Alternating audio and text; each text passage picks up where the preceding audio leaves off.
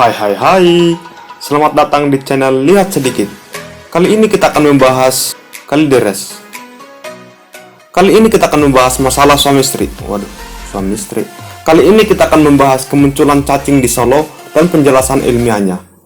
Kemunculan ribuan bahkan jutaan cacing di Solo pada 18 April tahun 2020 disebabkan karena belum bisa move on. Tapi jomblo ya. Telah menimbulkan spekulasi dari berbagai pihak tentang alasan mengapa cacing keluar dari tanah di Solo. Mungkin dari jembatan.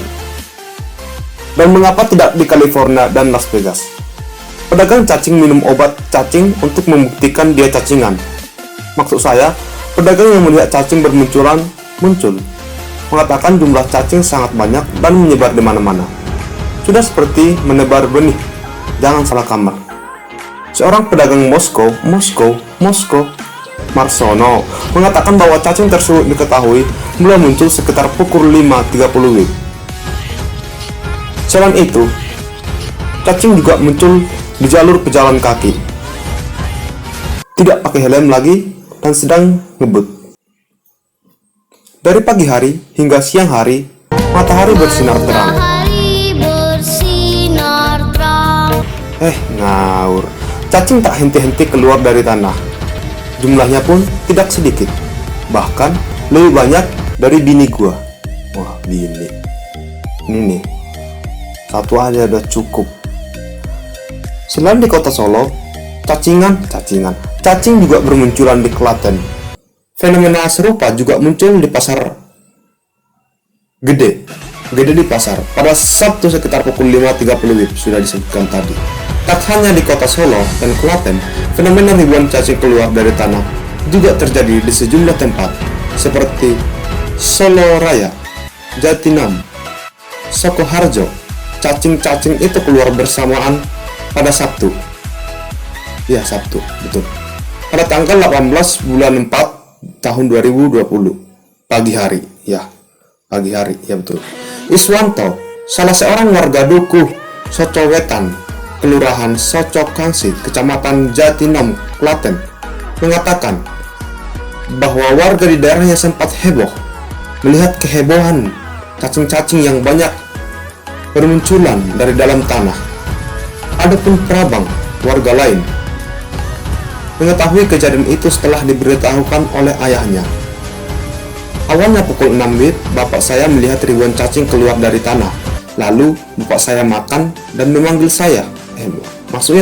Lalu bapak saya memanggil saya, kata dia. Saya kok gak dipanggil? Masa kamu aja? Terkait dengan fenomena alam itu, Prabu menganggap kemunculan cacing itu sebagai bentuk dari hubungan intim yang asal-asalan. Ngasal ngomong aja. Berhubungan dengan aktivitas gunung berapi yang sedang terjadi. Mungkin ini ada dinamika suhu tanah dari dalam. Cantiknya dari dalam. Ini sedikit masuk logika. Gunung-gunung kembar. Gunung-gunung yang dulunya dianggap tidur, bukan lagi putri tidur. Bukan begitu. Ada istilahnya geotektonik, ujar Prabang. Tidur lagi, bangun lagi, tidur lagi, bangun lagi, bangun tidur, ku terus mandi. Terserah Anda. Ya. Biasanya sebagai tanda transisi musim penghujan ke musim kemarau. Sebulan 2 bulan sebelum transisi. Tapi memang agak aneh juga fenomena cacing ini. Saya juga tidak cacingan, tapi ada cacing. Bisa jadi ada dinamika di bawah kerak bumi karena sudah gosong, terlalu lama dimasak. Ya, betul. Menyimpulkan seperti itu memang agak terlalu dini jika dikaitkan dengan umur saya yang masih di bawah 18 tahun. Ya, 18 tahun kok ngawur. Dengan meletusnya sejumlah gunung secara serempak di Indonesia akhir-akhir ini, kata dia lagi.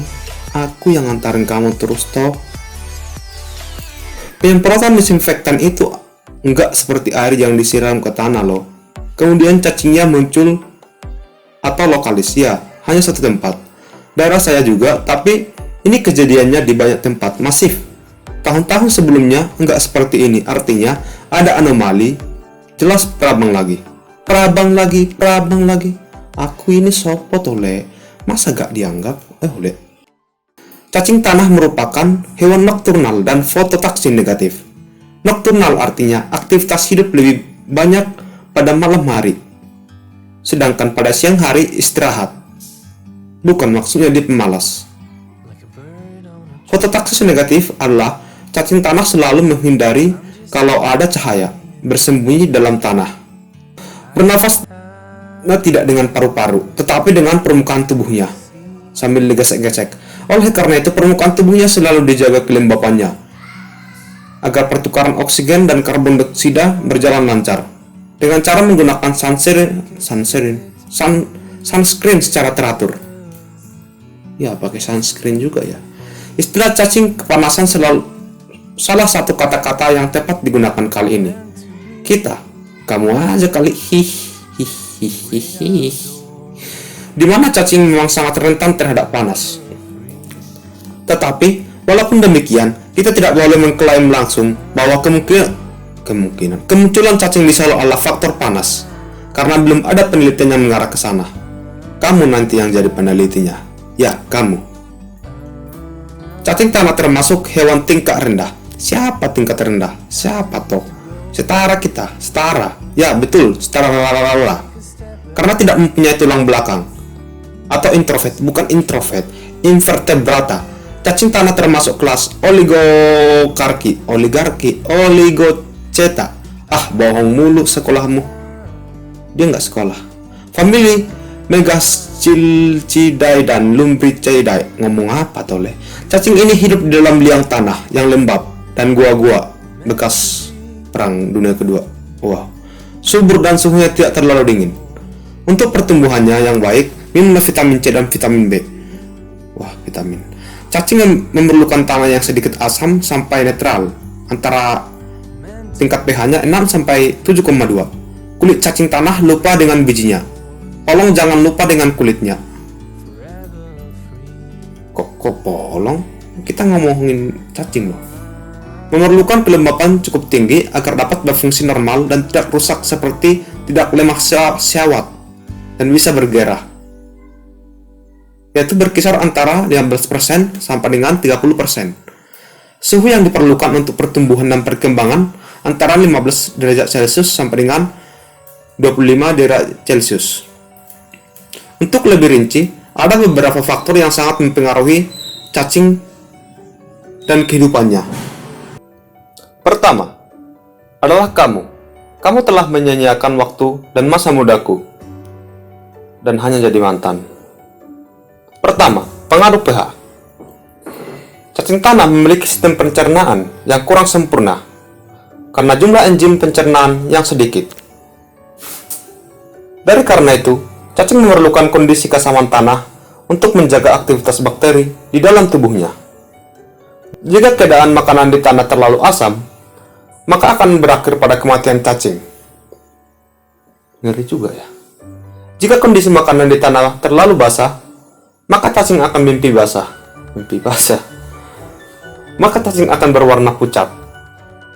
Lingkungan hidup cacing yang baik memiliki pH 6,0 sampai 7,2 seperti yang sudah disebutkan sebelumnya. Yang kedua, pengaruh kelembapan. Sebanyak 85% berat tubuh cacing tanah berupa air, sehingga sangatlah penting untuk minum 8 gelas air setiap hari. Bukan begitu, sehingga sangatlah penting untuk menjaga tanah tetap lembab. Kamu aja yang menjaga, bayar juga kagak. Kelembapan optimum berkisar antara 15% sampai dengan 30%. Tubuh cacing tanah mempunyai mekanisme untuk menjaga keseimbangan air dengan mempertahankan kelembapan di permukaan tubuh dan menjaga kehilangan air yang berlebihan. Tidak boleh berlebihan. Cacing yang dehidrasi akan kehilangan sebagian besar tubuhnya. Tetapi, cacing itu akan tetap menjadi cacing, tidak berubah menjadi kerbau, dan akan tetap hidup. Bahkan walaupun nilainya sampai dengan 75%, cacing akan tetap hidup, hanya saja cacing akan mencari tempat lain untuk bermigrasi, untuk lingkungan hidup yang baru. Sejujurnya, untuk move on. Kelembapan sangat diperlukan untuk menjaga agar kulit cacing dapat berfungsi dengan normal dan tetap berkilau. Kelembapan yang terlalu tinggi atau yang terlalu kurang tidak baik untuk untuk tubuh cacing. Kelembapan yang terlalu tinggi akan menyebabkan cacing kekurangan oksigen, sedangkan kelembapan yang kurang akan menyebabkan cacing dehidrasi seperti yang disebutkan sebelumnya dan kehilangan tubuhnya dan berubah menjadi hulu. Wah, sudah keren berubah jadi hulu. Yang ketiga, pengaruh suhu.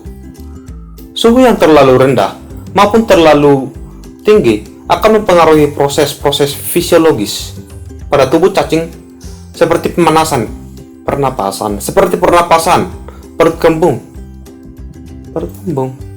nggak mungkin. Seperti pertumbuhan, perkembangan, dan metabolisme. Cacing tanah memiliki kacang tanah, cacing tanah memiliki satu sifat unik, yaitu hanya keluar setelah masuk dan masuk lagi. Hanya keluar dari dalam tanah dalam keadaan tertentu saja, seperti lingkungan tanah yang tergenang oleh air, ataupun ketika mengikuti sifat alaminya untuk berkembang biak, bukan untuk menghindari panas. Sehingga dapat disimpulkan bahwa kemunculan cintaku padamu karena kamu itu kok cinta. Waduh, apa ini? Kemunculan cacing ke permukaan tanah disebabkan karena cacing merasa tidak nyaman di zona nyaman. Betul sekali. Kemunculan cacing ke permukaan tanah disebabkan karena di dalam tanah ada suatu fenomena yang kurang pas untuk tubuh cacing, baik itu terlalu lembab, atau terlalu kering, atau terlalu panas. Tetapi untuk sejauh ini belum dapat dibuktikan secara ilmiah tentang apa sebenarnya penyebab cacing keluar dari tanah di Solo. Semoga bermanfaat. Sampai jumpa. Terima kasih.